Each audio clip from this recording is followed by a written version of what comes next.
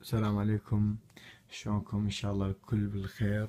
اريد اوصل كلام للجماعه اللي واصلين على فنلندا وجاي يحجون على فنلندا مو زينه وكامباتها وسخ وما اعرف شنو، باقين بالشوارع وبرد كاتلنا ومن هاي السوالف. راح اشوفكم انا اللي باقي مكان بيها. طبعا هاي الغرفه احنا اللي باقين بيها، احنا 3 نفرات، وهاي غرفتنا اللي باقين بيها، وهاي المنظر برا يمنا. ومكان اللي باقي بيه أنا فنلندا محافظة توركو، من 3 أطراف بيها بحر، وراح أشوفهم هسه. هاي المكان ولو شوي مخربط الغرفة.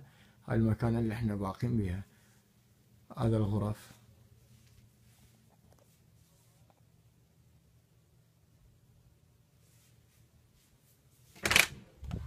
هذا اطلع برا، هذا كله غرف هنا.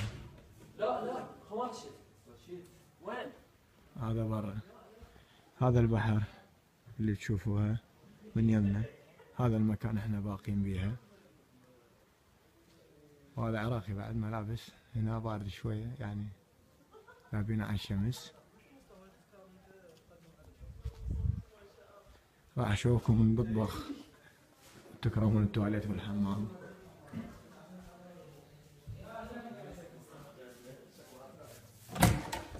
هذا التواليتات والحمامات. هذا صالون تقريبا هيج تقعد فيها، العوايج. هنا المطبخ.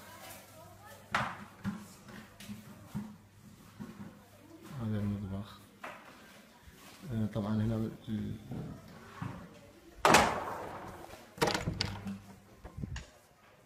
هذا هنا تاخذ دروسك.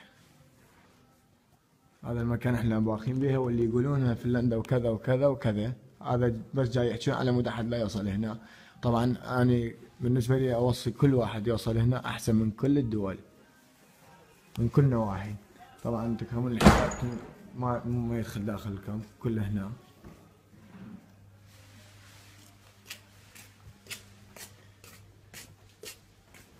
هذا اللي برا، برا الكامب.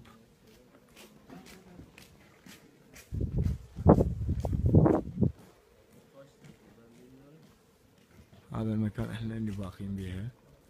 ها اذا تقولون شمس ماكو، هذا شنو؟ هو لابس صيفي. هذا المكان باقين بيها. وطبعا عندنا مكان الاكل من الاخر، هناك اكو كامبات بعد ليغات، وكل غرفة 3 4 يبقى بيها، وهاي النظافة اللي بيها.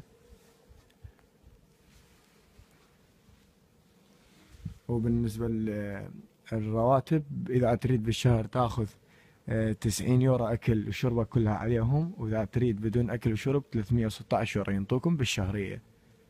وبالنسبة للمشمل هم اكو. بالنسبة للإقامة، إقامة هم اكو. بعد أنت وحظك وكيسك ايش قد تاخذ إقامة، هذا أنت وحظك راح يبقى.